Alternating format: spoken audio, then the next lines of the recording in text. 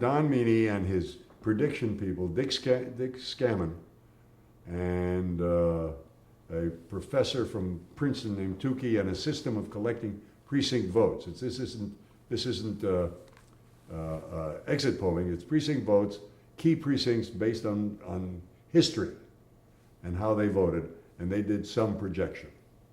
They didn't do the kind of projection you get subsequently. And I was told afterwards that they projected California because they were told to, they were not yet sure. And so that we could save the commercials of today, not lose the entire income. And that came from Kinder. But at 7:30, in other words, we went into a half hour of today. At 7:30, Huntley and Brinkley handed over to Hugh Downs and the Today crowd.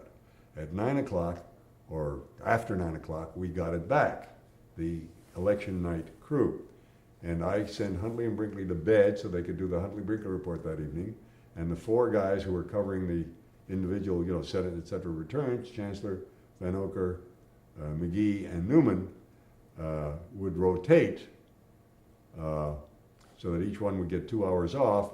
So at the top of each hour, top of each half hour, they would give us a 30-second bulletin on how it was going, because it still wasn't finally decided and there'd been no concession from Nixon.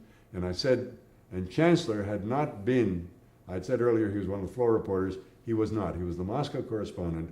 Gronsky had been the floor reporter. Chancellor pleaded, could he please come back? He had a thing for American politics, and I let him come back for election night and part of the campaign coverage leading up to that. So I forget what time it was, and it was Chancellor's turn on the deck.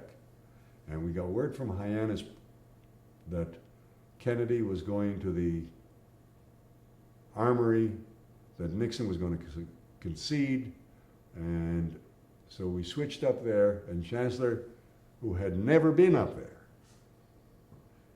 had to describe what was going on from the monitor on the deck, except the monitor blew out. Luckily, sheer luck, some guardian angel, Sandy Van Oker, couldn't sleep. I saw him out of the corner of my eye in the back of the control room just watching. I said, come here and tell me, because I was no big expert on Hyannisport, tell me what we're looking at. So he told me, and I told Jack Chancellor. And Chancellor would describe, and it took forever because Kennedy was not going, and Nixon had not conceded. And finally Nixon conceded, and Scherer was filling in a little bit from Hyannis, and Chancellor was carrying the rest of it from what I told him in his ear, from what Van Oker standing behind me described, and for almost an hour.